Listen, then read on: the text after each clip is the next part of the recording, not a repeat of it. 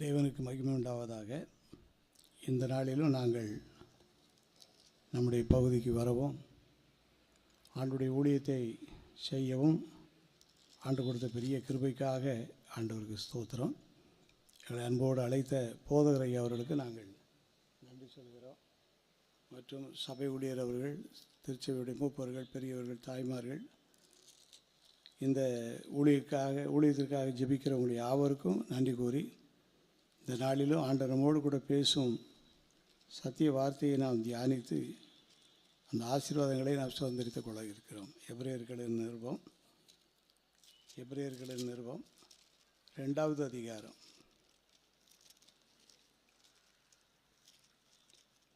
2வது அதிகாரம் கடைசி வசனம். எபிரேயர் 2வது அதிகாரம் கடைசி 18வது வசனம். ஆதலால் அவர் தாமே சோதிக்கப்பட்டு பாடுபட்டதினாலே அவர் சோதிக்கப்படுகிறவர்களுக்கு உதவி செய்ய வல்லவராக இருக்கிறார். அவர் தாமே சோதிக்கப்பட்டு பாடுபட்டதினாலே அவர் சோதிக்கப்படுகிறவர்களுக்கு உதவி செய்ய வல்லவராக இருக்கிறார். நம்முடைய ஆண்டவர் யார் என்று வேதத்தை முழுவதையும் வாசித்து பார்க்கும்போது ஒவ்வொரு வசனங்களிலும் அவர் யார், அவருடைய வல்லமை என்ன, அவருடைய பெயர் என்ன, அவர் என்ன செய்கிறாரு, எப்படி செய்வார், யாருக்கு என்ன செய்வார் என்னெல்லாம் தெளிவாக சொல்லப்பட்டிருக்கு. இந்த நாளிலே நாம் தியானிக்கிற வார்த்தை சோதிக்கப்பட்டு பாடுபடுகிறவர்களுக்கு உதவி செய்ய அவர் வல்லவர். சோதனையாக இருக்கேன்னு சொல்லி அநேகர் மத்தியில் இந்த வார்த்தை ஓடிக்கிட்டு இருக்கு. சிலர் வாய் திறந்து சோதனையாக இருக்குன்னு சொல்கிறாங்க, சிலர் மனசுள் வச்சுக்கிட்டு இருக்கிறோம். ஆனால் எப்படி இருந்தாலும் ஆண்டவருடைய உதவியை தேடினால் நிச்சயமாக எல்லா சோதனையிலும் நமக்கு என்ன உண்டு? ஜெயம் உண்டாகும். சோதனை எந்த அடிப்படையில் வருகிறது, யாருக்கு வந்தது, அவங்களுக்கு ஆண்டவர் செய்த என்ன ஆசீர்வாதங்களை குறித்து வேதத்தில் தியானிப்போம். ஜெபத்தோடு ஆண்டவருடைய வார்த்தையை நாம் தியானிப்போம். உம்பாதம் பணிந்தேன் என்னாலும் துதி என்று பாடலில் ஒரு கவி பாடி துதிப்போம். உம்பாதம் பணிந்தேன் என்னாலும் துதியே, உம்மை அன்றி யாரை பாடுவேன் ஏசையா, உந்தன் அன்பு உள்ளம் பொங்குதே. உம் பாதம் பணிந்தேன் என்னாலும் துதியே, உம்மை அன்றி யாரை பாடுவேன் ஏசையா, உந்தன் அன்பு உள்ளம் பொங்குதே. நெருக்கத்திலே உம்மை அழைத்தேன், நெருங்கி உதவி எனக்கு அளித்தீர். திசை கெட்டெங்கும் அலைந்திடாமல் தீவிரம் வந்தென்னை தாங்குகிறீர். உம் பாதம் பணிந்தேன் என்னாலும் துதியே, உம்மை அன்றி யாரை பாடுவேன் ஏசையா, இந்த அன்பு உள்ளம் பொங்குதே. ஏசையா அன்பு உள்ளம். ஜெபிப்போம். எங்களை நேசிக்க நல்ல ஆண்டவரே, ஆசீர்வாதமான வேலைக்காக ஸ்தோத்திரம். நீர் பாடுபட்டு சோதிக்கப்படுகிறவர்களுக்கு உதவி செய்ய வல்லவர் என்ற வார்த்தையை நாங்கள் தியானிக்க உங்களுடைய உதவி எங்களுக்கு வேணும். நாங்கள் எல்லா சோதனைகளையும் ஜெயமாக்கிக் கொள்ள எங்களுக்கு கிருபைகளை தாரும். இயேசுவின் மூலம் ஜெபிக்கிறோம் பிதாவே, ஆமென். 69வது வருடம் 70வது வருடம் ஆகிய நாட்களில் பியூசி படிப்பதற்காக ஜான்ஸ் காலேஜில் ஒரு வருஷ கோர்ஸுக்காக ஆண்டவர் என்னை படிக்க கொண்டு வந்தார். அப்போ சாப்டர் ஹாஸ்டல் சொல்லி ஒன்று உண்டு, அங்கே தங்கியிருந்து ஒரு வருஷம் படித்தேன். நான் வந்த நோக்கம் படிப்புக்காகத்தானே வந்தேனே ஒழிய வேறு நோக்கங்கள் எனக்கு இல்லை.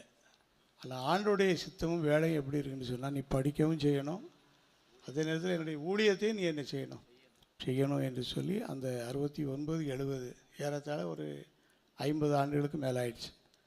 அந்த நாட்களில் ஆண்டோடைய கிருபையினால் அந்த சேப்பல் சிற்றாலயத்தில் சாயங்காலம் தோறும் அங்கே ஜெபக்குழு நடந்துகிட்ருக்கும்.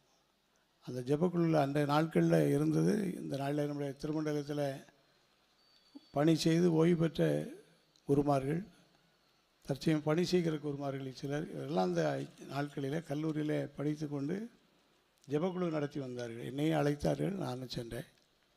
ஆண்டவருடைய பிரதான கிருபையினாலே ஒரே ஜெபத்தில் ஆண்டவர் என்னை சந்தித்தார். அல்லேலூயா. ஒரே ஜெபத்தில் எனக்கு வாக்குத்தத்தம் கொடுத்தார். அல்லேலூயா. ஒரே ஜெபத்தில் எனக்கு பரிசுத்த ஆவியை கட்டளையிட்டார். வேலை செய்யக்கூடிய பின் நாட்களில் அந்த அபிஷேகமும் ஊழியமும் சேர்த்து கொடுத்து என்னை இந்த பாளையங்கோட்டையில் ஒரு ஊழியத்தை செய்வதற்கு ஆண்டவர் எனக்கு ஒரு கிருபையை கொடுத்தார். அந்த நாளுக்காக ஆண்டவருக்கு நன்றி சொல்கிறோம். இன்றைக்கு இந்த பாளையங்கோட்டைக்கு வரும்போதெல்லாம் அந்த ஞாபகம் இருக்கும். 50 ஆண்டுகளுக்கு முன்பாக பாளையங்கோட்டைக்கு எதற்காக வந்தோம், என்னதெல்லாம் நடந்ததுன்னு சொல்லி ஒவ்வொரு காரியங்களையும் நினைவுபடுத்தும் போது ஆண்டவருடைய கிருபைக்காக ஆண்டவருக்கு ஸ்தோத்திரம். இந்த ஊழியத்தை செய்கிற எங்களுக்காக நீங்கள் ஜெபித்து கொள்ளுங்கள், நாங்கள் உங்களுக்காக ஜெபிக்கிறோம். ஆண்டவர் ஆசீர்வதிப்பார். அவர் தாமே சோதிக்கப்பட்டு பாடுபட்டபடியினாலே சோதிக்கப்படுகிறவர்களுக்கு உதவி செய்ய அவர் வல்லவராக இருக்கிறார். அவருக்கு எல்லாம் தெரியும். சோதனை யார் மூலமாக வருது, அது எப்படி வரும், அது யாரை போய் பாதிக்கும், எப்படிலாம் தாக்கம் செய்யும், அதிலிருந்து எப்படி விடுதலை கொடுக்கலாம், எல்லா நுணுக்கங்களும் யாருக்கு தெரியும், ஆண்டவருக்கு தெரியும். ஆகினால் எனக்கு சோதனையாக இருக்கேன்னு சொல்லி நம்ம சோர்ந்து விடாதபடி சோதனையில் எனக்கு உதவி செய்கிற ஆண்டவரை நோக்கி நாம் பார்க்க வேண்டும். அதனாலே சோதனை யார் மூலமாக வருகிறது என்று பார்க்கும்போது முதலாவது நம்முடைய ஆசீர்வாதத்திற்காக, நம்முடைய வளர்ச்சிக்காக இன்றைக்கு பாடமாக வாசி கேட்ட பகுதியில் ஆதியாகமம் 22வது அதிகாரம் முதல் வசனத்தை வாசிப்போம். இந்த காரியங்கள் நடந்த பின்பு தேவன் ஆபிரகாமை சோதித்தார். எப்படி எனில், அவர் அவனை நோக்கி ஆபிரகாமே என்றார். அவன் இதோ அடியேன் என்றான். 22வது வசனம். இந்த காரியங்கள் நடந்த பின்பு தேவன் ஆபிரகாமை சோதித்தார். அப்போ சோதனை மனுஷனுக்கு யார் மூலமாக வரும்? ஆண்டவர் மூலமாக வரும். எப்போதாவது தான் வரும். அது வந்தால் ஸ்ட்ராங்காக இருக்கும். அதை உறுதியாக நின்றுன்னு சொன்னால் அதுக்குரிய ஆசீர்வாதத்தை அது பிறகு தான் நம்ம பெற்றுக்கொள்ள முடியும். அவ்வளோ விசேஷமான ஆசீர்வாதம் இருக்கும். ஏற்கனவே ஆதியாகமம் 12வது அதிகாரத்தில் கர்த்தர் ஆபிரகாமுக்கு கொடுத்த பெரிய வாக்குத்தத்தம் உண்டு. அது இனிஷியலான வாக்குத்தத்தம், அது கட்டாயம் நிறைவேறும். ஆனால் ஆழமான வாக்குத்தத்தம் என்னன்னு சொல்லி அந்த ஆதியாகமம் 22வது அதிகாரம் 17வது வசனத்தை வாசித்து பார்க்கும்போது, ஆதியாகமம் 22:17, நான் உன்னை ஆசீர்வதிக்கவே ஆசீர்வதிப்பேன். உன் சந்ததியை வானத்து நட்சத்திரங்களைப் போலவும், உன் சந்ததியை வானத்து நட்சத்திரங்களைப் போலவும், கடற்கரை மணலைப் போலவும், கடற்கரை மணலை பெருகவே பெருக பண்ணுவேன் என்றும், பெருகவே பெருக பண்ணுவேன் என்றும், உன் சந்ததியார் தங்கள் சத்துருக்களின் வாசல்களை சுதந்திரித்துக் கொள்வார்கள் என்றும், நீ என் சொல்லுக்கு கீழ்ப்படிந்தபடியினால் உன் சந்ததிக்குள் பூமியில் உள்ள சகல ஜாதிகளும் ஆசீர்வதிக்கப்படும் என்று என் பேரில் ஆணையிட்டேன் என்று கர்த்தர் சொல்கிறார். என் பேரிலே ஆணையிட்டேன் என்று கர்த்தர் சொல்கிறார். அல்லேலூயா. அல்லேலூயா. இந்த ஆசீர்வாதம் யாருக்குன்னு சொன்னால், சோதனையை ஜெயித்த ஆபிரகாமுக்கும் சோதனையை ஜெயித்து கொண்டிருக்கிற அவருடைய பிள்ளைகள் எல்லாருக்கும் பொதுவான ஒரு ஆசீர்வாதம். ஆமென். அப்போ சோதிக்கப்படுவர்களுக்கு உதவி செய்ய ஆண்டவர் வல்லவராக இருக்கிறார். சில சமயங்களிலே சில சோதனையை ஆண்டவரே நமக்கு கொடுக்கிறார். அதை நாம் 22வது அதிகாரம் முதல் வசனத்தில் வாசிக்கும் போது, இந்த காரியங்கள் நடந்த பின்பு தேவன் ஆபிரகாமை சோதித்தார். எந்த சோதனை யார் மூலமாக வந்தாலும் ஆண்டவருடைய அனுமதி இல்லாமல் ஒன்று வராது. ரெண்டாவது, ஆண்டவருடைய அனுமதியோடு எல்லாவற்றையும் கடந்து வருவதற்கு ஆண்டவர் நமக்கு உதவி செய்வார். சோதித்த உடனே அவர் இன்றைக்கி நான் ஒரு பக்கம் போகக்கூடாது, ஜெபம் பண்ணக்கூடாது, ஊழியத்து போகக்கூடாது, விசுவாசமாக இல்லாமல் நம்ம இஷ்டப்படி போடணும், எதையுமே அவர் நினைக்கல. அவர் என்ன செய்தாரான்னு பாருங்கள். 2வது வசனத்தில் அந்த சோதனை எப்படிப்பட்டதுன்னு சொல்லி படிக்கும்போது, அப்பொழுது அவர் உன் புத்திரனும் உன் ஏக சுதனும் உன் நேச குமாரனுமாகிய ஈசாக்கை நீ இப்பொழுது அழைத்து கொண்டு மோரியா தேசத்துக்கு போய் அங்கே நான் உனக்கு குறிக்கும் மலையிலே ஒன்றின் மேல் அவனை தகன பலியாக பலியிடு என்றார். இது ஒரு கடினமான சோதனையா, லகுவான சோதனையா? இருக்கிறதுலே கடினமான சோதனை இது ஒன்று. ஆனாலும் ஆண்டோடைய வார்த்தை என்ன சொல்கிறது? சோதிக்கப்படுவர்களுக்கு உதவி செய்ய அவர் வல்லவர். இந்த சோதனையை நம்ம தாங்கிக் கொள்வோமானால், இதை கடந்து வருவதற்கு ஆண்டுடைய உதவியை தேடுவோமானால், அவருடைய பிற்காலங்கள் பெரிய ஆசீர்வாதமாக இருக்கும். வார்த்தையை கேட்ட உடனே ஆபிரகாம் என்ன செய்ய ஆரம்பிச்சிட்டார்? ஜெபத்தோடு புறப்பட்டார். 3வது வசனம், ஆபிரகாம் அதிகாலையில் அதிகாலையிலே எழுந்துட்டார். அதிகாலையில் எழுந்து என்னை ஆசீர்வதின்னு சொல்லி ஆசீர்வாதத்துக்காக கேட்கல, நீர் எனக்கு சொன்ன கட்டளைகளை, நீர் எனக்கு கொடுத்த சோதனையை தாங்குவதற்கும் இதை முறையாக செய்வதற்கு எனக்கு பலன் தாரும் என்று சொல்லி எப்போ எழுப்பிட்டாரா? அதிகாலையில் எழுப்பிட்டார். அதிகாலையில் என்னை தேடுகிறவன் என்னை கண்டடைகிறான். அந்த கிருபை பெற்றுக்கொண்டு வாசிப்போம். தன் கழுதையின் மேல் சேணம் கட்டி தன் வேலைக்காரர்கள் 2 பேரையும் தன் குமாரன் ஈசாக்கையும் கூட்டிக் கொண்டு தகன பலிக்கு கட்டைகளையும் பிளந்து கொண்டு தேவன் தனக்கு குறித்த இடத்திற்கு புறப்பட்டு போனான். ஆமென். தேவன் அவருக்கு எந்த இடத்தை குறிப்பிட்டாரோ அந்த இடத்துக்கு ஒரு கழுதைகளை சேனை ஏற்றி மற்றதெல்லாம் கொண்டு போய் 2 வேலைக்காரங்க இவர் எல்லாரும் புறப்பட்டு போயிட்டுருக்காங்க.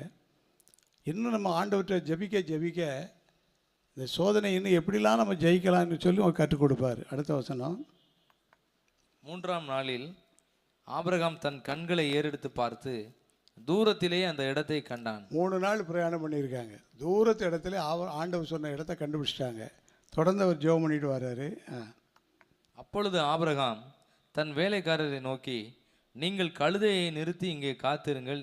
வேலைக்காரங்க 2 பேரையும் ஒரு குறிப்பிட்ட இடத்துல நீங்கள் நிறுத்தி கழுதையை பத்திரமா இருந்துக்காங்க, நாங்கள் என்ன செய்ய போகிறோம்னு சொல்லி, நானும் பிள்ளையாண்டானும் அவ்விடம் மட்டும் போய் தொழுது கொண்டு உங்களிடத்தில் திரும்பி வருவோம் என்றார். திரும்பி வருவேன்னு சொல்லி சொல்லாமல் நாங்கள் எப்படி போகிறோமோ அதே மாதிரி நான் பத்திரமா என்ன செய்வோம், திரும்பி வருவோம் என்று விசுவாச வார்த்தை சொல்கிறார். இன்றைக்குரிய செய்தி என்னன்னு சொன்னால், அவர் தாமே சோதிக்கப்பட்டு பாடுபட்டபடியினாலே சோதிக்கப்படுவர்களுக்கு உதவி செய்ய வல்லவர். அப்போ முதல் சோதனை சில சமயங்களில் ஆண்டவர் அவருடைய பிள்ளைகளை சோதிக்கிறார். எப்படி சோதிக்கிறார் என்றால் இந்த வழியாக சோதிக்கிறார். இந்த சோதனையை கடந்து வரும்போது பெரிய ஆசீர்வாதத்தை நாம் சுதந்திரித்துக் கொள்ளலாம். திருப்பி வருவோம் என்று சொன்ன ஆபிரகாம். அடுத்த வசனம், ஆபிரகாம் தகன பலிக்கு கட்டைகளை எடுத்து தன் குமாரனாகிய ஈசாக்கின் மேல் வைத்து தன் கையிலே நெருப்பையும் கத்தியையும் எடுத்துக்கொண்டான். இருவரும் கூடி போனார்கள். வேலைக்காரங்களை ஒரு 2 பேரும் ஒரு இடத்துல நிப்பாட்டி வச்சுட்டு இவங்க 2 பேரும் போகிறாங்க. ஜெபத்தோடு போகிறாங்க. இன்றைக்கி சொன்ன வசனத்தையும் நம்பி போகிறாங்க. சோதிக்கப்படுவர்களுக்கு உதவி செய்ய ஆண்டவர் அவர் ஜெபனிட்டே இருந்திருக்கணும் மனசுக்குள்ளே. ஆண்டவர் நாங்கள் 2 பேரும் போகிறோம், 2 பேரும் நிறுத்திட்டோம், இனி நான் என்ன சொல்லணும், மகன் என்ன சொல்லணும், நீர் எங்களுக்கு உணர்த்தணும்னு சொல்லி ஜெபத்தோடு போயிட்டே இருக்கிறாங்க. அடுத்த வசனத்தில் வாசிக்கும்போது, அப்பொழுது ஈசாக்கு தன் தகப்பனாகிய ஆபிரகாமை நோக்கி, என் தகப்பனே என்றான். அதுவரை அமைதியாக இருந்த மகன் ஈசாக்கு சூழ்நிலைகள் கொஞ்சம் வித்தியாசமாக ஆன உடனே அவர் மனசு திறந்து கேட்குறாரு. என்ன கேட்குறாருன்னு சொன்னால், என் தகப்பனே என்றான். அதற்கு அவன், என் மகனே இதோ இருக்கிறேன் என்றான். அப்பொழுது அவன், இதோ நெருப்பும் கட்டையும் இருக்கிறது, நெருப்பும் கட்டையும் இருக்குது, தகன பலிக்கு ஆட்டுக்குட்டி, தகன பலிக்கு ஆட்டுக்குட்டி வேணுமே, ஆட்டுக்குட்டி இல்லையே எங்கப்பா அப்படின்னு சொல்லி கேட்கும்போதும் அவர் பதில் சொல்றாரு, ஜெபத்தோடு சொல்றாரு. அதற்கு ஆபிரகாம், என் மகனே தேவன் தமக்கு தகன பலிக்கான ஆட்டுக்குட்டியை பார்த்து கொள்வார் என்றார். கர்த்தர் பார்த்து கொள்வார். அல்லேலூயா. நாமே சோதிக்கப்பட்டவர்களுக்கு உதவி செய்ய அவர் வல்லவர். எவ்வளவு வித்தியாசமான சூழ்நிலையாக இருந்தாலும், ஒருவேளை அது நம்மளால் முடியாத காரியமோ அப்படின்னு நினைக்கக்கூடிய சூழ்நிலையாக இருந்தாலும், ஜெபத்தோடு அந்த காரியத்தை ஆண்டவர் நம்மளை சோதிக்கும்போது அந்த சோதனையை நாம் ஏற்றுக்கொள்ள வேண்டும். ஒரு நாள் அவர் நம்மை கைவிடுவதற்காக நமக்கு சோதனை அனுப்ப மாட்டார். நம்ம அதிலிருந்து வாழ் வருவதற்கு தான் அளிப்பார். அடுத்த வசனம், அதற்கு ஆபிரகாம், என் மகனே தேவன் தகன பலிக்கான ஆட்டுக்குட்டியை பார்த்து கொள்வார் என்றான். அப்புறம் இருவரும் கூடி போய், இந்த வார்த்தையை விசுவாச வார்த்தையை சொல்லி குறிப்பிட்ட இடத்துக்கு 2 பேரும் வந்துகிட்டு இருக்காங்க. தேவன் அவனுக்கு சொல்லியிருந்த இடத்திற்கு வந்தார்கள். அங்கே ஆபிரகாம் ஒரு பலிபீடத்தை உண்டாக்கி கட்டைகளை அடுக்கி தன் குமாரனாகிய ஈசாக்கை கட்டி அந்த பலிபீடத்தில் அடுக்கிய கட்டைகளின் மேல் அவனை கிடத்தினான். எல்லா காரியங்களையும் ஒழுங்கு பண்ணிட்டார். பரலோகம் பார்த்துட்டே இருக்குது. அவர் தாமே சோதிக்கப்பட்டு பாடுபட்டபடியினாலே சோதிக்கப்படுவர்களுக்கு உதவி செய்ய வல்லவர். சில நேரத்தில் ஆண்டவரே நம்மளை சோதிக்க மாதிரி ஒரு சூழ்நிலை இருந்தாலும் சோதித்தாலும் அந்த சோதனைக்குள்ள நம்ம உள்ளே போயிட்டு தான் வரணும். அந்த சோதனையை எப்படி நாங்கள் கடந்து வரணும்னு சொல்லி நம்ம ஜெபம் பண்ணி தான் ஆகணும். வேறு ஏதாவது பண்ணணும் ஆண்டவரேன்னு சொல்லி நம்ம நினச்சி தப்பிக்கவும் முடியாது, தப்பிக்க கூடாது. தைரியமாக வராரு. அடுத்த வசனத்தை படிக்கும்போது, பின்பு ஆபிரகாம் தன் குமாரனை வெட்டும்படிக்கு தன் கையை நீட்டி கத்தியை எடுத்தான்.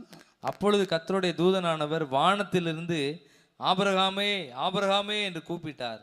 அவன் இதோ அடியேன் என்றான். ஆமென், அல்லேலூயா. ஆமென்.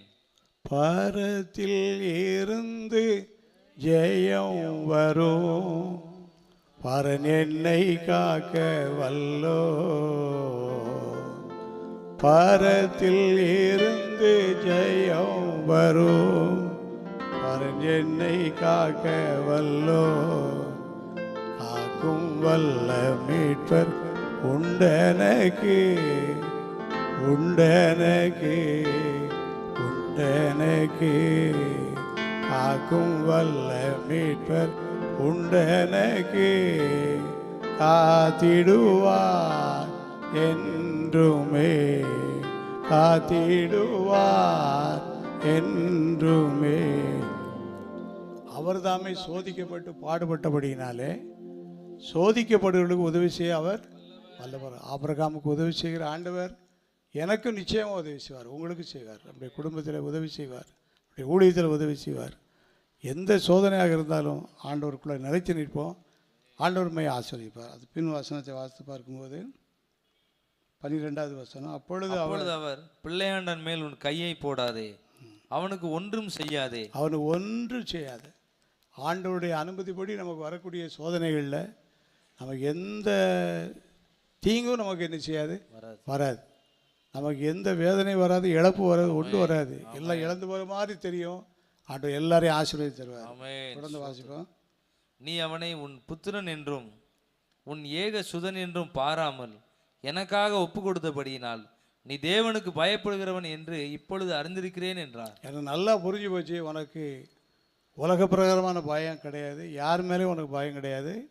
எனக்கு பயப்படுகிற பயம் உனக்கு இருக்கிறபடினால உன்னை நான் கட்டாயம் நினைச்சுவேன், ஆசீர்வதிப்பேன்னு சொல்லி 14வது வசனத்தில் வாசிக்கிறோம். 13, ஆபிரகாம் தன் கண்களை ஏறெடுத்து பார்க்கும்போது, கண்களை ஏறெடுத்து பார்க்கும்போது இதோ பின்னாக புதரிலே தன் கொம்புகள் சிக்கி கொண்டிருந்த ஒரு ஆட்டுக்கடாவை கண்டான். ஒரு ஆட்டுக்கடாவை கண்டு, அப்பொழுது ஆபிரகாம் போய் கடாவை பிடித்து அதை தன் குமாரனுக்கு பதிலாக தகன பலியிட்டான். அல்லேலூயா. ஆமென். சோதிக்கப்படுவர்களுக்கு உதவி செய்ய வல்லவராக இருக்கிறார். இந்த காரியத்தை செய்தபடியினால 16வது வசனம், நீ உன் புத்திரன் என்றும் உன் ஏக சுதன் என்றும் பாராமல் அவனை ஒப்பு கொடுத்து இந்த காரியத்தை செய்தபடியால், இந்த காரியத்தை நீ செய்தபடியால் நான் உன்னை ஆசீர்வதிக்கவே ஆசீர்வதித்து, நான் உன்னை ஆசீர்வதிக்கவே ஆசீர்வதித்து உன் சந்ததியை வானத்து நட்சத்திரங்களை போலவும் வானத்து நட்சத்திரங்களை போலவும் கடற்கரை மணலை போலவும் கடற்கரை பெருக பண்ணுவேன். கரங்களை தட்டி ஆண்டவர் நன்றி சொல்லுவோம். அல்லேலூயா. ஆண்டவர் கைவிட மாட்டார், ஒருபோதும் கைவிட மாட்டார். அல்லேலூயா.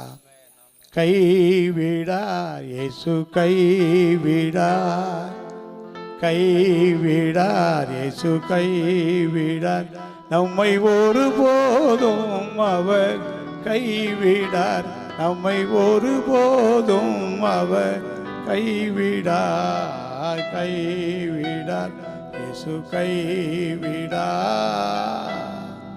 இன்னைக்கு நம்ம எல்லாரும் என்ன எதிர்பார்க்கிறோம்? ஆபிரகாமுடைய விசுவாசம் எங்களுக்கு வேணும், ஆபிரகாமுக்குரிய ஆசீர்வாதம் எங்களுக்கு வேணும்னு சொல்லி கேட்குறோம். கேட்கறது கட்டாயம், கேட்கணும். அது பிறகு ஆண்டவர் நம்மளை கொஞ்சம் நெருக்கமான பாதையில் வழி நடத்தினாலும் அதை மகிழ்ச்சியோடு ஏற்றுக்கொள்ளும்போது அந்த மகிழ்ச்சியின் ஆசீர்வாதம் சந்ததி சந்ததியாக பலிக்கும்படி கர்த்தர் உதவி செய்வார். அவர் தாமே சோதிக்கப்பட்டு பாடுபட்டபடியினாலே சோதிக்கப்படுகிறவர்களுக்கு அவர் உதவி செய்ய வல்லவர். யாருக்கு சோதனை வந்துச்சு? ஆபிரகாமுக்கு சோதனை வந்துச்சு. யார் மூலமாக வந்துச்சு? கர்த்தர் மூலமாக வந்துச்சு. என்ன சோதனை வந்துச்சு? நீ குறிப்பிட்ட அந்த இடத்துல போய் உன் மகனை எனக்காக நீ என்ன செய்யணும், பல தகன பலி செலுத்தணும்னு சொல்லி ஆபிரகாம் கீழ்ப்படிந்தார், பூரண ஆசீர்வாதத்தை பெற்றுக்கொண்டார். ஒருவேளை ஆண்டவர் என்னையும் உங்களையும் சில சமயங்களில் நன்மைக்கு ஏதுவாக, ஆசீர்வாதத்துக்கு ஏதுவாக, வளர்ச்சிக்கு ஏதுவாக, முதிர்ச்சிக்கு ஏதுவாக ஆண்டவர் நம்மை சில வேளைகளில் சோதிப்பது போல சில சூழ்நிலைகளை அனுப்பினாலும் அதை தாங்கி வர எனக்கு பலன் தாரும், அதை கடந்து வர எனக்கு பலன் தாரும், அதன்படி நடக்க எங்களுக்கு உதவி செய்யும் ஆண்டவரே என்று சொல்லி நம்ம ஜெபத்தோடு அவனுடைய சித்தத்தை செய்யும்போது கர்த்தர் நம்ம மத்தியில் பெரிய காரியங்களை செய்வார். அல்லேலூயா. அசைவாடும் ஆவியே தூய்மையே ஆவியே அசைவாடும் ஆவியே தூய்மையே ஆவியே இடமசைய உள்ளம் நிரம்ப இடமசைய உள்ளம் நிரம்ப இறங்கி வாருமே. இப்படி ஒரு காரியங்களை நம்ம செய்யணும்னு சொன்னால் நமக்கு ஒரு பலன் வேணும். அந்த பலன் தான் என்னன்னு சொன்னால் பரிசுத்த ஆவி உங்களிடத்தில் வரும்போது நீங்கள் பலனடைவீர்கள். கடைசி நாட்களில் ஆண்டவர் நம்மை சில சமயங்களில் நம்மை பாதிக்கக்கூடிய சில சூழ்நிலை போல சில சோதனைகளை அனுப்பினாலும் மகிழ்ச்சியோடு ஏற்றுக்கொள்வதற்கு தூய ஆவியின் உதவி நமக்கு வேணும். அப்படி நம்ம கீழ்ப்படிந்து செய்யும்போது கர்த்தர் நம்மை விசேஷமாக ஆசீர்வதிக்கிறார். அவர் தாமை சோதிக்கப்பட்டு பாடுபட்டது அவருக்கு தெரியும். இந்த சோதனை எப்போ இவங்களுக்கு அனுமதிக்கலாம், இவங்க எப்படி இருப்பாங்க, நம்ம என்ன செய்யலாம், பின்னால் அதுக்குரிய ஆசீர்வாதம் எப்படி கொடுக்கலான்னு சொல்லி எல்லாம் ஆண்டவருடைய திட்டப்படி எல்லாம் நடத்துவார்.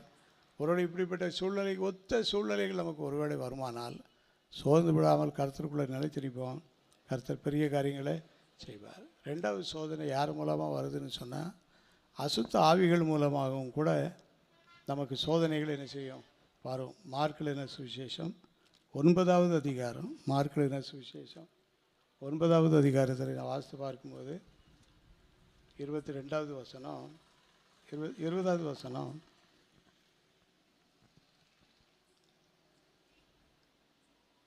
அவனை அவரிடத்தில் கொண்டு வந்தார்கள். அவரை கண்டவுடனே அந்த ஆவி அவனை அலக்களித்தது. அவன் தரையிலே விழுந்து நுரை தள்ளி புரண்டான். ரெண்டாவதாக சோதனை யார் மூலமாக வரும் அப்படின்னா அசுத்த ஆவிகள் மூலமாக என்ன செய்யும் வரும். நம்ம நல்ல தீர்மானம் பண்ணியிருப்போம், அந்த தீர்மானத்தை நிறைவேற்ற முடியாதபடிக்கு அசுத்த ஆவிகள் உள்ள புகுந்து குழப்படிகளை உண்டாக்கும். இங்கே ஒரு வாலிபனை பற்றி சொல்லியிருக்கு. சிறு வயது முதலே அவனுக்கு ஒரு பலகீனம். அந்த பலகீனம் எப்படி வருது அப்படின்னு சொல்லி படிக்கும்போது 20வது வசனம், அவனை அவரிடத்தில் கொண்டு வந்தார்கள். அவரை கண்டவுடனே அந்த ஆவி அவனை அலைக்கழித்தது. அவரை கண்டவுடனே அந்த ஆவி என்ன செய்யுது அலக்களிக்கு.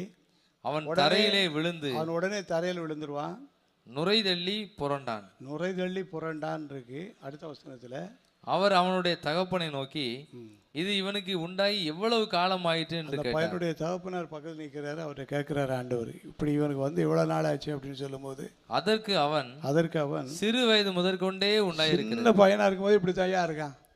சின்ன வயதிலிருந்தே அவனுக்குள்ள ஒரு அசுத்தாவியுடைய தொல்லை இருக்கு. சில நேரங்களில் முதிர் வயதில் அசுத்தாவி தொல்லை வரும், சில நேரங்களில் இடைநாட்களில் அசுத்தாவி தொல்லைகள் வரும், சில நேரங்களில் சிலருக்கு சிறு வயதிலே வரும் தொல்லைகள் வரும். எப்படி வந்தாலும் ஜெயம் கொடுக்குற கர்த்தர் நமக்கு ஜெயம் கொடுப்பார். இங்கே இந்த சோதனை அவர் எப்படி ஜெயிக்கிறான்னு சொல்லி படிக்கும்போது 22வது வசனம், இவனை கொல்லும்படிக்கு அது அநேகந்தரம் தீயிலும் தண்ணீரும் தள்ளிட்டு. தண்ணீரும் ஆபத்து, தீயும் ஆபத்து. தண்ணீருக்குள்ளே இந்த பையன் விழுறான், தீக்குள்ளேயும் விழுறான், ஆனால் சாக மாட்டேக்கான். அந்த ஆவி அவனுட்டு போகாமல் அலக்கழிச்சுக்கிட்டு இருக்கு போட்டு.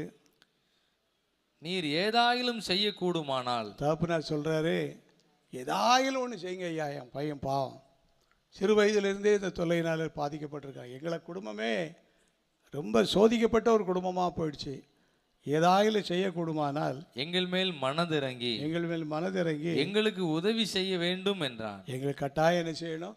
உதவி செய்யணும். அவர் தாமே சோதிக்கப்பட்டு பாடுபட்டபடியினாலே சோதிக்கப்படுவர்களுக்கு உதவி செய்ய அவர் வல்லவர். அவரை நோக்கி நம்ம ஜெபத்தை விட்டுறவே கூடாது, ஜெபத்தை விட்டு விலகிறவே கூடாது.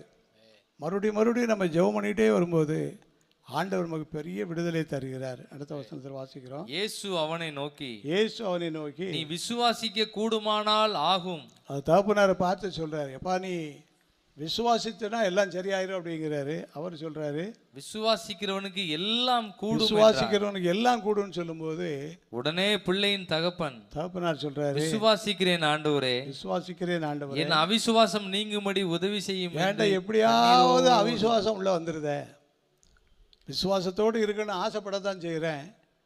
நல்லா இருக்குது, விசுவாசம் இருக்கும்போது ஒரு தைரியம் இருக்குது.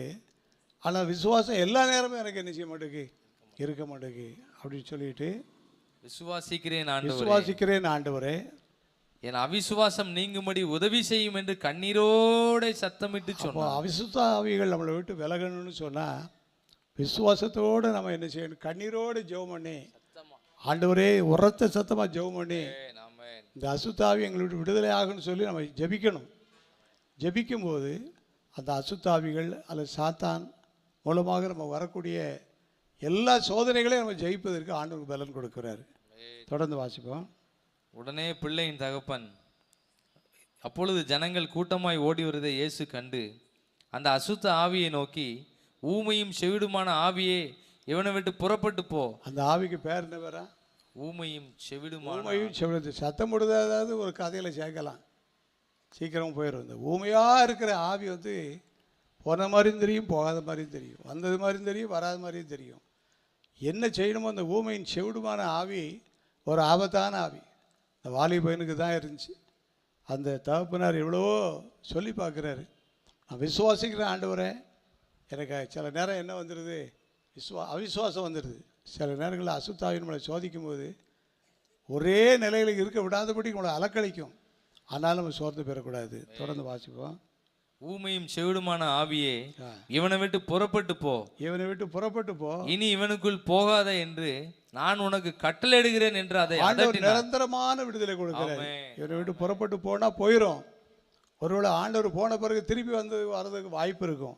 ஆகையினால தான் ஆண்டவர் மறுபடியும் ஒரு வார்த்தை என்ன சொல்றான்னு கேட்டா, இனி இவனுக்குள் போகாதே. இப்போ வெளியே விட்டு போறது தான். இனி எந்த காரணத்தை கூட நீ உள்ளே செய்யக்கூடாது, வரக்கூடாது. இனி இவனுக்குள் போகாதே என்று நான் உனக்கு கட்டளையிடுகிறேன் என்று கட்டளையிட்டதாக வேதத்தில் வாசிக்கிறோம். அடுத்த அப்பொழுது அது சத்தமிட்டு அவனை மிகவும் அலக்கழித்து அவனை விட்டு என்ன செய்யிடுச்சு, அவன் செத்து போனான் என்று அநேகர் சொல்லத்தக்கதாக. ஆளை பார்த்தா அவன் செத்து போயிட்டான்னு சொல்ல மாதிரி இருந்துச்சு. செத்தவன் போல் கிடந்தான். இயேசு அவன் கையை பிடித்து அவனை தூக்கினார். உடனே அவன் எழுந்திருந்தான். அல்லேலூயா. எந்த உயிருள்ள நாட்களெல்லாம் உம்மை புகழ்ந்து பாடிடுவே.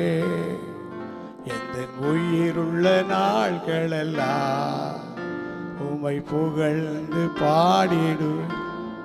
ராஜா நீ செய்த நன்மைகளை என்றென்றும் ராஜா நீ செய்த நன்மைகளை என்றென்றும் ஆராதனை உமக்கே, ஆராதனை உமக்கே, ஆராதனை உமக்கே, ஆராதனை உமக்கே. ஆண்டவர் நமக்கு அசுத்தாவிகள் மூலமாக வரும் சோதனைகளெல்லாம் ஜெயிக்க நமக்கு அதிகாரம் கொடுத்துருக்கிறார். மார்க் எழுதின சுவிசேஷம் கடைசி அதிகாரம். அநேக விசுவாசிகளுக்கு அவர் கொடுத்த அதிகாரத்தில் முதல் அதிகாரமே இந்த பிசாசுகளை துரத்துகிற அதிகாரம் தான். மார்க் சுவிசேஷம் 16வது அதிகாரம் 17வது வசனம். விசுவாசிக்கிறவர்களால் நடக்கும் அடையாளங்கள் ஆவன, என் நாமத்தினாலே பிசாசுகளை துரத்துவார்கள். முதல் அதுக்கு பிறகு நிறைய அதிகாரங்கள் சொல்லப்பட்டிருக்கு. முதலாவது அதிகாரம் என்ன அதிகாரம்னு சொன்னால், என் நாமத்தினாலே பிசாசுகளை துரத்துவீர்கள். பிசாசு தொல்லையாக இருக்குன்னு சொல்லி நம்ம பதறக்கூடாது. அல்லது இந்த வீட்டில் இருந்தால் விருத்தி இல்லைன்னு சொல்லி இன்னொரு வீட்டுக்கு பார்த்து போயிடக்கூடாது. எங்கே போனாலும் உலகம் முழுசுமே யார் கையில் தான் இருக்குது, பொல்லாங்கன் கைக்குள்ளே தான் இருக்குது. உலகம் முழுவதும் எங்கே போனாலும் அசுத்தாவிய தொல்லைகள் இருக்க தான் செய்யும். ஆனாலும் ஆண்டவர் நம்ம கொடுத்துருக்கிற அதிகாரத்தை நம்ம பயன்படுத்தணும். விசுவாசிகளால் நடக்கும் அடையாளங்கள் யாவன, என் நாமத்தினாலே பிசாசுகளை எங்கே போனாலும் அசுத்தாவிய தொல்லை ஒன்று இருக்கும். எந்த நல்ல காரியம் செய்ய ஆரம்பித்தாலும் ஒரு தடை இருக்கும். பிரயாணங்கள் பண்ண முடியாதபடி தடையாக இருக்கும். ஆவிக்குரிய ஜீவிதத்தில் வளர்ச்சி அடைய முடியாத தடையாக இருக்கும். வீட்டுக்கு வர வேண்டிய நன்மையான ஈவுகள் வர முடியாத தடைகளாக இருக்கும்.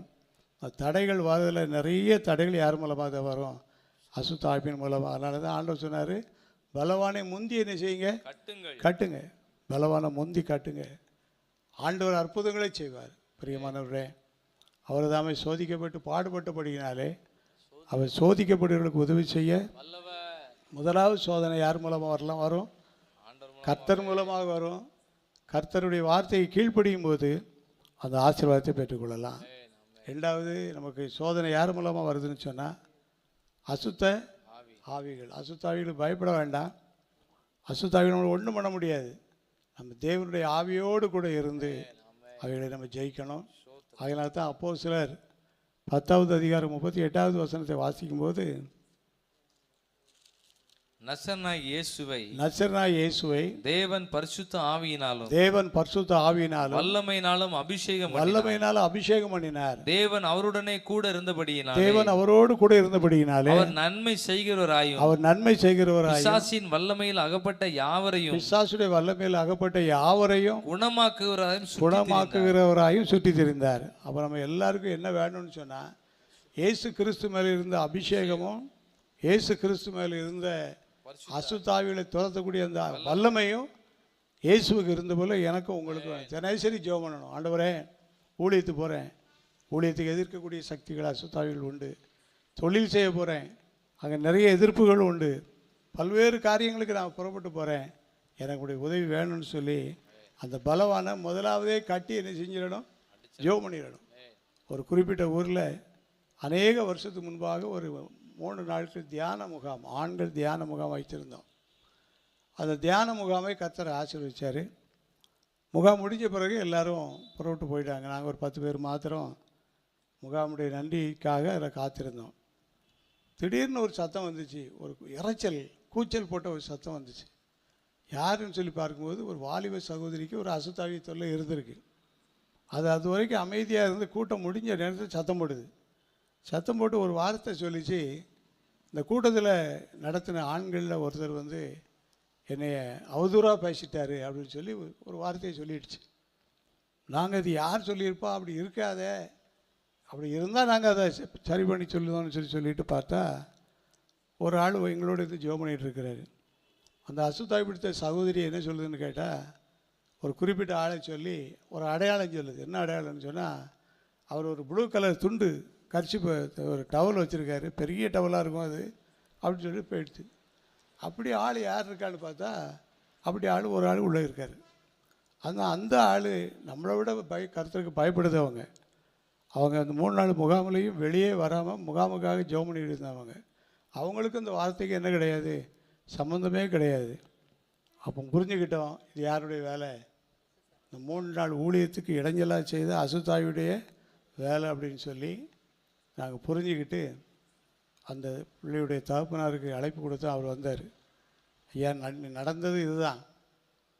அவர் சொல்லுவார், என் மகளுக்கு கொஞ்ச நாள் அசுத்தாவினால் பாதிக்கப்பட்டிருந்தா, நீங்கள் எல்லோரும் அவளுக்காக ஜெபம் பண்ணுங்க, இன்றைக்கி இந்த ஊழியத்தில் அவளுக்கு ஒரு விடுதலை கிடைச்சின்னு சொல்லி கடைசியில் யாரை சொல்லி ஜெபம் பண்ணலான்னு நினச்சோம், அந்த ப்ளூ கலர் துண்டு போட்டிருந்தார்ல அவரை வச்சு தான் ஜெபம் பண்ணி உடனே அந்த அசுத்தாவி அந்த பிள்ளை வீட்டு போயிடுச்சு. அந்த மகளுடைய தகப்பனார் வீட்டுக்கு கூப்பிட்டு, நீ தப்பாக நினச்சிக்கிட்டாங்க, ஒன்றும் நினைக்கலையா, இதெல்லாம் வாரதான், ஆனாலும் அவங்க மகளுக்கு இன்றைக்கி ஒரு விடுதலை அனுப்பிட்டாருன்னு சொல்லி ஜெபம் பண்ணிட்டு வந்தோம். கர்த்தர் அந்த வீட்டை ஆசீர்வதித்தார். அல்லேலூயா. அவர் தாமே சோதிக்கப்பட்டு பாடுபட்டபடினாலே சோதிக்கப்படுவதற்கு உதவி செய்ய அவர் வல்லவர். அசுத்த ஆவியினால் நமக்கு சோதனைகள் வரும்போது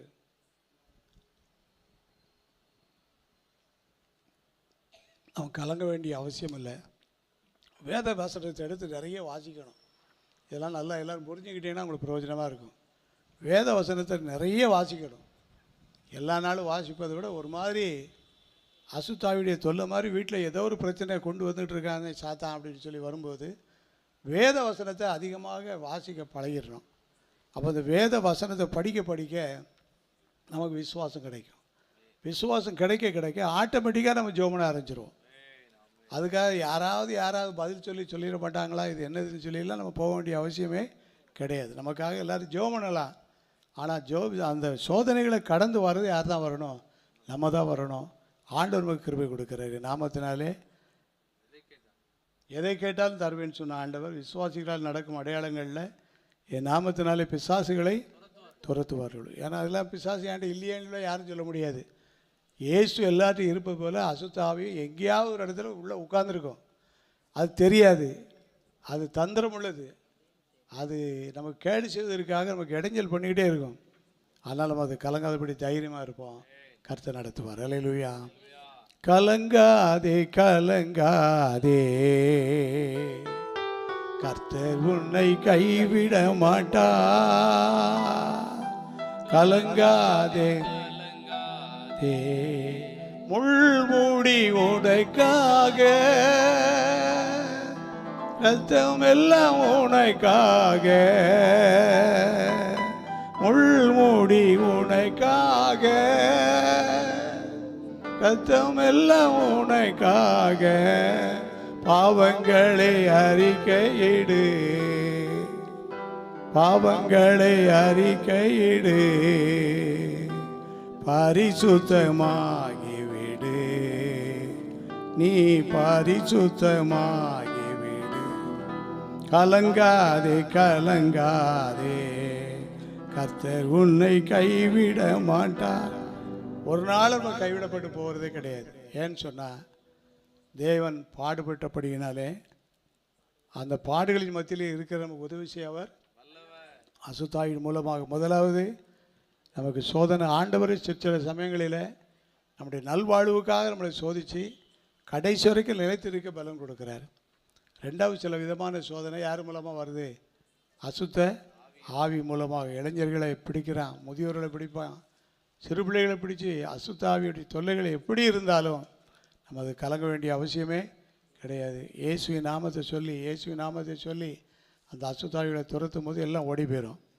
இன்றைக்கு அசுத்தாவியுடைய நிலைமை என்னன்னு சொல்லி வேதத்தில் வாசிக்கும்போது வெளிப்படுத்தல் 12வது அதிகாரம் 12வது வசனம். வெளிப்படுத்தல் 12:12.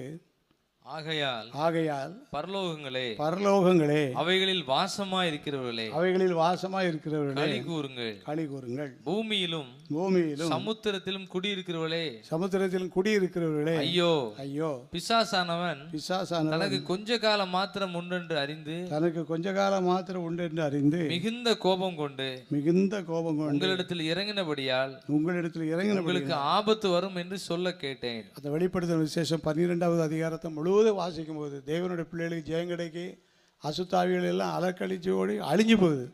ஆனால் இதில் நான் வாசிக்கிறோம், பிசாசானவன் தனக்கு இன்னும் கொஞ்ச காலம் மாத்திரம் உண்டு என்று அறிந்து. அவனுக்கும் தெரியும் கொஞ்ச காலம் தான் நம்ம காரியம் நடக்கும். ஆகையினால் இந்த கொஞ்ச காலத்தில் நம்ம என்ன செய்வோம்னு சொன்னால் எவ்வளோ குழப்பத்தை யாருக்குள்ளே கொண்டு வர முடியுமோ கொண்டு வருவோம். எவ்வளோ தூரம் நிறைய பேருடைய விசுவாசத்தை கவிழ்த்து போடணுமோ கவிழ்த்து போடுவோம்.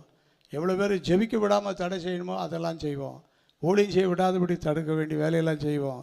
அந்த வீடு நல்ல வளர்ச்சி அடைய முடியாதபடிக்கு இருக்கிற சூழ்நிலைகளெல்லாம் மாற்றி போடுவோன்னு சொல்லி அசுத்தாவி என்ன செய்திருக்கிறாங்க, கொஞ்ச காலம் மாத்திரம் உண்டென்று அறிந்து மிகுந்த கோபத்தோடு இருக்கிறான். சாதாரணமாக கோபம் வர்றது ஒன்றும் தப்பு இல்லை. ஆனால் எந்த நேரமும் கடுகடுன்னு கோபம் வந்துகிட்டே இருந்தால் அவங்களுக்குள்ளே என்ன இருக்குதுன்னு அர்த்தம்? அசுத்தாவியுடைய தொல்லை அவங்கள விட்டு போகலை. கோபம் வர்றது எல்லாருக்கும் பொதுவான சகஜம். ஆனால் கொஞ்சம் நேரத்துக்குள்ள அது என்ன செய்யணும்?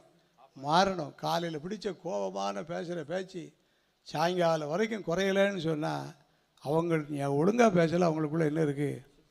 கொஞ்சம் அசுத்தாவியுடைய தொல்லை இருக்குது. அவங்க ஜாக்கிரதையாக இருக்கணும். ஜெபமனலைன்னு சொன்னால் இந்த கோபம் பெருகி பெருகி பெருகி பெரிய ஆபத்துக்குள்ளே போய் என்ன செஞ்சிடும்? சேர்ந்துடும். ஆகினால அவர் தாமே பாடுபட்டு சோதிக்கப்பட்டு பாடுபட்டபடினாலே சோதிக்கப்பட்டு உதவி செய்ய அந்த வாலிபருக்கு உதவி செய்த ஆண்டவர், தகப்பனுக்கு உதவி செய்த ஆண்டவர், அந்த வீட்டுக்கு உதவி செய்கிற ஆண்டவர். நம்ம எல்லார் வீட்டில் வந்து உதவி செய்யணும், நமக்கு உதவி செய்யணும், நம்முடைய பிள்ளைகளுக்கு உதவி செய்யணும். நமக்கு விரோதமாக எழும்புகிற எந்த ஒரு ஆயுதமும் அது வாய்க்காதே போகும் என்று சொல்லி வேதத்தில் வாசிக்கிறோம். ஸோ ஆண்டவரே சில நேரங்களில் நம்மளை சோதித்து புடமிட்டு சுத்தப்படுத்துகிறார். ரெண்டாவதாக அசுத்த ஆவியின் மூலமாக நமக்கு சோதனை வருது. கடைசியாக நமக்கு வரக்கூடிய சோதனை இன்னொரு பக்கம் எங்கேருந்து வருதுன்னு சொல்லி படிக்கும்போது யாக்கோபு எழுதின நிருபம் 1வது அதிகாரம், யாக்கோபு எழுதின நிருபம் 1வது அதிகாரத்தில் சோதனை எங்கேருந்து வருதுன்னு சொல்லி இதில் தெளிவாக படிக்க முடியும். யாக்கோபு 1வது அதிகாரம் 13வது வசனம். சோதிக்கப்படுகிற எவனும் நான் தேவனால் சோதிக்கப்படுகிறேன் என்று சொல்லாதிருப்பானாக. தேவன் என்னை சோதித்தார்னு சொல்லி சொல்லாமல் இருப்பானாக.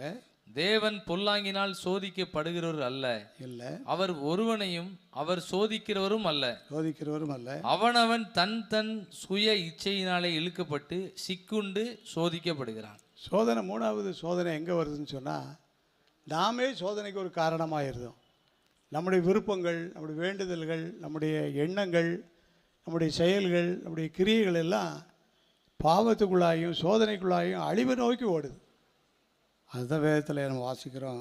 அவனவன் தந்தன் சுய இச்சையினாலே சோதிக்கப்பட்டு இழுக்கப்பட்டு, அவனவன் தன் தன் சுய இச்சையினாலே இழுக்கப்பட்டு சிக்குண்டு சோதிக்கப்படுகிறான். இந்த சோதனைக்கு நம்ம என்ன செய்யணும்?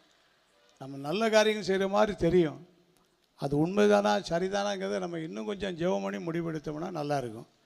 தன் சுய இச்சையினால் சிக்குண்டு சோதிக்கப்பட்ட தாவீது ராஜாவை குறித்து கூட நம்ம 2 சாமுவேல் 7வது அதிகாரத்தில் வாசிக்கிறோம்.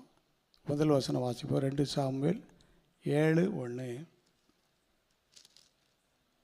கர்த்தர் ராஜாவை சுற்றிலும் இருந்த அவனுடைய எல்லா சத்துருக்களுக்கும் அவனை நீங்களாக்கி இளைப்பாற பண்ணின போது அவன் தன் வீட்டிலே வாசமா இருக்கையில். தாவீது ராஜாவை பற்றி படிக்கிறார். பெரிய ஜெயம் கிடைச்சிச்சு, எல்லாம் முடிஞ்சு நல்லா அமைதியாக இருக்கிற நேரம் வீட்டில் உட்காந்து நல்லா பாட்டு பாடி ஜெபிச்சு ஆண்டவரை துதிக்க வேண்டியவருக்கு திடீர்னு ஒரு எண்ணம் என்ன வருதுன்னு சொன்னால், 2வது வசனம், ராஜா தீர்க்கதரிசியாகிய நாத்தானை நோக்கி, அவருடைய தீர்க்கதரிசியாகிய நாத்தானை நோக்கி, பாரும் கேதுரு மரங்களால் செய்யப்பட்ட வீட்டிலே நான் வாசம் பண்ணும்போது, நான் நல்ல வசதி படைச்ச வீட்டில் நான் வாசம் பண்ணிட்டு இருக்கிறேன், தேவனுடைய பெட்டி திரைகளின் நடுவே வாசமா இருக்கிறதே என்றான். தேவனுடைய பெட்டிக்கு ஒரு பாதுகாப்பு இல்லையே, ஆண்டவருடைய பிள்ளைகள் ஒரு கர்த்தரை துதிக்கக்கூடிய அளவுக்கு ஒரு சிறப்பான ஆலயம் இல்லையேன்னு சொல்லி அவருக்குள்ள ஒரு நல்ல எண்ணம் போல ஒரு தேவையில்லாத ஒரு எண்ணத்தை யார் கொடுக்குறா? அவருடைய உள்ளத்திலே உருவாகுது. அடுத்த வசனம், அப்பொழுது நாத்தான் ராஜாவை நோக்கி, நீர் போய் உம்முடைய இருதயத்தில் உள்ளபடியெல்லாம் செய்யும். ராஜா அப்படி சொன்ன பிறகு ஒரு ஊழியக்காரர் என்ன செய்ய முடியும்? அவருக்கு பின்னாலே சால்ரா அடிச்ச மாதிரி அடிச்சுட்டு இருக்கிறாரு. கர்த்தர் உம்மோடு இருக்கிறாரே என்றான். கர்த்தர் உம்மோடே இருக்கிறாரே, நீங்கள் தாராளமாக செய்யலாமே அப்படின்னு சொல்லி நாத்தான் சொல்லிட்டாரு. அன்று ராத்திரியிலே கர்த்தருடைய வார்த்தை நாத்தானுக்கு உண்டாகி, கர்த்தருடைய வார்த்தை அந்த தீர்க்கதரிசிக்கு உண்டாகி, அவர், நீ போய் என் தாசனாகிய தாவீதை நோக்கி கர்த்தர் சொல்லுகிறது என்னவென்றால், நான் சொல்றத நீ போய் ராஜாட்ட போய் சொல்லு அப்படின்னு சொல்லி அனுப்புறாரு. நான் வாசமா இருக்கத்தக்க ஆலயத்தை நீ எனக்கு கட்டுவாயோ? நான் இஸ்ரவேல் புத்திரரை எகிப்திலிருந்து புறப்பட பண்ணின நாள் முதற்கொண்டு இந்நாள் வரைக்கும் நான் ஒரு ஆலயத்திலே வாசம் பண்ணாமல் கூடாரத்திலும் வாசஸ்தலத்திலும் உலாவினேன். ஆண்டவர் சொல்றாரு, நான் என்னைக்காவது ஒரு சர்ச்சை கட்டுன்னு சொன்னானா, எனக்கு ஒரு சேஃப்டி உண்டாக்கி தான்னு சொல்கிறேன்னா ஒன்றும் சொல்லலையே. இந்த ஜனங்களை புறப்பட வழிநடத்தினிலிருந்து பிள்ளைகளோடு கூட நான் இருக்கிறேன்னு சொல்கிறாரு. நான் இஸ்ரவேலாகிய என் ஜனத்தை மேய்க்கும்படி கட்டளையிட்ட இஸ்ரவேல் கோத்திரங்களில் ஒரு கோத்திரத்தையாவது நோக்கி, அந்த 12 கோத்திரத்தில் எந்த கோத்திரத்தையாவது நோக்கி, நீங்கள் எனக்கு கேதுரு மரத்தால் செய்யப்பட்ட ஆலயத்தை கட்டாதிருக்கிறது என்ன என்று நான், இன்னும் நீங்கள் சர்ச்சை கட்டாமல் இருக்கீங்களே, ஒரு சேஃப்டியான ஒரு கூடாரம் போடாமல் இருக்கீங்களேன்னு சொல்லி நான் என்றைக்காவது கேட்டது உண்டா? நான் இஸ்ரவேல் புத்திரர்கள் உலாவி வந்த எவ்விடத்திலாவது யாதொரு வார்த்தையும் சொன்னது உண்டோ? இப்போதும் நீ என் தாசனாகிய தாவீதை நோக்கி, சேனைகளின் கர்த்தர் சொல்லுகிறது என்னவென்றால், தாவீது செய்த காரியம் என்ன? எல்லாம் நான் ஆயுதமாக இருக்கேன், ஆசீர்வாதமாக இருக்கேன், ஆனால் ஜனங்கள் கர்த்தரை ஆராதிப்பதற்கு ஒரு ஆலயம் இல்லையேன்னு சொல்லி அவர் ஆசைப்படுத்தார். இந்த ஆசை தவறு மாதிரி தெரியும், தவறு இல்லை மாதிரி தெரியும். ஆனால் அந்த ஆசை என்னது தான்? அவருடைய மாம்ச வேகத்தில் வரக்கூடிய வார்த்தை. இந்த காலத்தில் யாராவது ஆலயம் கட்டுன்னு சொன்னால் வேண்டான்னு யாரும் சொல்ல மாட்டாங்க. ஆனால் கர்த்தர் சொல்கிறாரு, அதை யார் கட்டுவா? உன்னுடைய காலத்துக்கு பிறகு உன்னுடைய மகன் சாலமோன் கட்டுவார். நீ அதுக்கு வேண்டிய காரியத்தெல்லாம் சேஃப்டி பண்ணி வையின்னு சொல்லிட்டு பின்னால் வாசிக்கிறோம். நீ போன எவ்விடத்திலும் முன்னோடு இருந்து உன் சத்துருக்களை எல்லாம் உனக்கு முன்பாக நிர்மூலமாக்கி பூமியில் இருக்கிற பெரியோர்களின் நாமத்திற்கு ஒத்த பெரிய நாமத்தை உனக்கு உண்டாக்கினேன். நான் உனக்கு பெரிய நாமத்தை வைத்தேன். யார் போய் கேட்டாலும் உங்களை சொன்னால் எல்லாருக்கும் தெரியும். நான் என் ஜனமாகிய இஸ்ரவேலுக்கு ஒரு இடத்தை ஏற்படுத்தி அவர்கள் தங்கள் ஸ்தானத்திலே குடியிருக்கவும், இனி அவர்கள் அலையாமலும் முன்போலும் நான் என் ஜனமாகிய இஸ்ரவேலின் மேல் நியாயாதிபதிகளை கட்டளையிட்ட நாள் வரையில் நடந்தது போலும் நியாயக்கட்டின் மக்களால் இனி சிறுமைப்படாமலும் இருக்கும்படி அவர்களை நாட்டினேன். உன்னுடைய எல்லா சத்துருக்களுக்கும் உன்னை நீங்களாக்கி இளைப்பாற யாரெல்லாம் சத்துருன்னு வந்தாங்களோ அவங்களை எல்லாரையும் உன்னை விட்டு விலக்கி உன்னை ஆசீர்வதிச்சேன். இப்போதும் கர்த்தர் உனக்கு வீட்டை உண்டு பண்ணுவார் என்பதை கர்த்தர் உனக்கு அறிவிக்கிறார். உன் நாட்கள் நிறைவேறி நீ உன் பிதாக்களோட நித்திரை பண்ணும்போது நான் உனக்கு பின்பு உன் கற்ப பிறப்பாகிய நான் உனக்கு பிறகு ஒரு கற்ப பிறப்பாகிய சாலமோனுக்கு அந்த சந்ததியை எழுப்பி அவன் ராஜ்யத்தை நிலைப்படுத்துவேன். இதுதான் ஆண்டவர் சொன்ன பதில். ஆண்டோடைய சித்தம் என்ன? உன் காலத்துக்கு பிறகு ஒரு ஆலயம் கட்டணும். ஆனால் இவர் என்ன ஆசைப்படுதாருன்னு சொன்னால், நான் இருக்கிற காலத்திலே என்ன செய்யணும், கட்டிடணும்னு ஆசைப்படுதார். அதை அவருடைய சுய இச்சையினால் இழுக்குண்டு சிக்குண்டு சோதிக்கப்படக்கூடிய ஒரு வேளையில் ஆண்டவராக பார்த்து சோதிக்கப்படுகிற தாவீதுக்கு உதவி செய்ய வல்லவராக இருந்தார். என்ன நடந்து நமக்கு தெரியும். எல்லாம் சேர்த்து வச்சார். அவருடைய காலத்துக்கு பிறகு ஆலயம் அவருடைய மகன் மூலமாக கட்டப்பட்டுச்சு. 3 காரியங்களை தியானம் பண்ணி இருக்கிறோம். அவர் தாமே சோதிக்கப்பட்டு பாடுபட்டபடியினாலே சோதிக்கப்படுகிறவர்களுக்கு உதவி செய்ய அவர் வல்லவர். என்னை சோதனையாக இருக்கேன்னு சொல்லிகிட்டே இருக்காதீங்க. ஆண்டவர் நோக்கி கூப்பிடுவோம். எந்த சோதனையாக இருந்தாலும் ஜெயிக்க நமக்கு ஆண்டவர் பலன் கொடுப்பார். 3 விதமான சோதனைகளை நான் வாசித்திருக்கேன். முதலாவது, சில வேளைகளில் நம்முடைய ஆசீர்வாதத்திற்காக ஆண்டவரே நம்மளை என்ன செய்தார், சோதிக்கிறார். ஆபிரகாம் அவருடைய மகனுடைய வாழ்க்கையில் நடந்த காரியம் நமக்கு தெரியும். ஆண்டவர் ஆசீர்வதித்தார். 2வது, சில நேரங்களில் வரக்கூடிய சோதனை அசுத்த ஆவிகள் மூலமாக சோதனை வரும். இந்த அசுத்த ஆவிகளை நம்ம ஜெயிக்கலைன்னு சொன்னால், அசுத்த ஆவிகள் நம்மளுக்கு வேண்டாத காரியங்களை செய்து குடும்பத்தை பாழாக்கிறோம். ஆகையினால் எல்லோரும் விழிப்பாக இருந்து உபவாசம் இருந்து ஜெபம் பண்ணி, இந்த ஜாதி பிசாசு ஜெபத்தினால் உபவாசத்தினாலுமே அன்றி வேறு எந்த வழியிலும் புறப்பட்டு போகாதுங்கிற வார்த்தையை கீழ்ப்படிந்து நல்ல ஜெபம் பண்ணுவோம். வீட்டுக்குள்ளே, ஊழியத்துக்குள்ளே, நம்முடைய போக்குவரத்துக்குள்ளே எந்த அசுத்தாவையும் நம்மளை மேற்கொள்ள முடியாதபடிக்கு ஆண்டவர் நமக்கு துணை செய்வார். 3வது சோதனை எங்கேருந்து வருது, யாருக்கு வருதுன்னு சொன்னால், அவங்களே நாமே நமக்கு ஒன்று எடுத்துக்கிடுது. பாருங்கள், அது அப்படி இருக்குது, இது இப்படி போட்டுட்டேன், அது அப்படி, அதுக்கு உதவி செய்ய ஆள் இல்லை, இதுக்கு உதவி செய்ய ஆள் இல்லை, அவங்கள நம்பி போனால் இப்படி பண்ணிட்டாங்க, இப்படி பண்ணிட்டாங்க. ஒருத்தரையும் நம்பி போக வேண்டாம். ஒரு பக்கம் ஒன்று தான் அலைய வேண்டாம், வைக்க வேண்டாம். உட்கார்ந்து ஜெபம் பண்ணோம்னா காரிய சித்தி கர்த்தரால் உண்டாகும். தாவீது இதை ரொம்ப பிரம்மாண்டமாக நினச்சி எடுக்க ஆரம்பித்தார். நாத்தானும் சரின்னு சொன்னார். ஆனாலும் ஆண்டவர் பேசி, நீ தாவீதுகிட்ட போய் சொல்லிட்டு வா, உன் காலத்துக்கு பிறகு தான் இந்த ஆலயத்தை கட்ட முடியும்னு சொல்லி அவருடைய நாட்களில் நல்ல நிர்வாகம் செய்ய கர்த்தர் உதவி செய்தார். அவர் தாமே சோதிக்கப்பட்டு பாடுபட்டபடினாலே சோதிக்கப்படுகிறவர்களுக்கு உதவி செய்ய அவர் வல்லவர். கர்த்தரே சில நேரங்களில் சோதிப்பார், ஆசீர்வாதமாக இருக்கும். கர்த்தரே நமக்கு சோதனையை ஜெயிக்க, அசுத்தாவை ஜெயிக்க பலன் கொடுப்பார். அது நமக்கு ஆசீர்வாதமாக இருக்கும். சில நேரம் நாமே நம்முடைய எண்ணங்களால், நம்முடைய சிந்தனைகளினால், நம்முடைய நினைவுகளினால், நம்முடைய சில ஆலோசனைகளை கேட்குறதுனால கூட நம்ம தவறி போக வழிகள் உண்டு. அப்படிப்பட்டவங்க எல்லாரும் ஆண்டவரோடு நம்ம ஐக்கியத்தை வைப்போம். ஆண்டவர் ஆசீர்வதிப்பார். அல்லேலூயா. துதி செய்ய தொடங்கியதும் எதிரிகள் தங்களுக்குள் வெட்டுண்டு மடிய செய்தி. துதி செய்ய தொடங்கியதும் எதிரிகள் தங்களுக்குள் வெட்டுண்டு மடிய செய்தி. உம்மாலாகோ எல்லாமாகோ, உம்மாலாகும் எல்லாமாகும். அலங்கார வாசலிலே அலங்கோல முடவன் என்று நடந்தானே இயேசு நாமத்தில். அலங்கார வாசலிலே அலங்கோல முடவன் என்று நடந்தானே இயேசு நாமத்தில். உம்மாலாகோ எல்லாமாகோ, உம்மாலாகோ எல்லாமாகோ. ஆகாதது எதுவும் இல்லை, உம்மால் ஆகாதது எதுவும் இல்லை. ஆகாதது எதுவும் இல்லை, உம்மால் ஆகாதது எதுவும் இல்லை. உம்மால் ஆகாதது எதுவும், உம்மால் ஆகாதது எதுவும் இல்லை.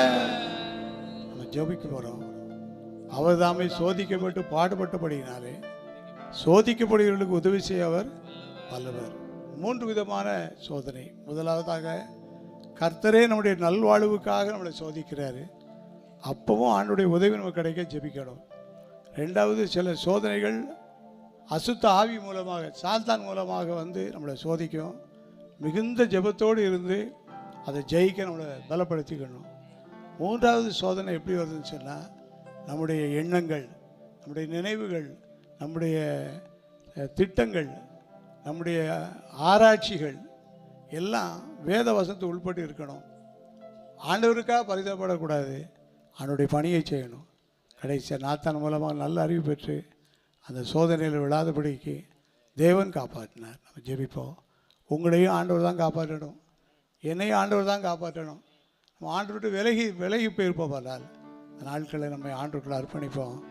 தேவன் ஆசீர்வதிப்பார். எங்களை நேசிக்கிற நல்ல ஆண்டவரே, அவர் தாமே சோதிக்கப்பட்டு பாடுபட்டபடியினாலே சோதிக்கப்பட்டவர்களுக்கு உதவி செய்ய வல்லவர் என்று சொல்லி நாங்கள் உம்மை நோக்கி பார்க்கிறோம். ஐயா, எங்களுக்கு ஒரு வல்லமையான உதவி இந்த ராத்திரியிலே எங்களுக்கு தேவை.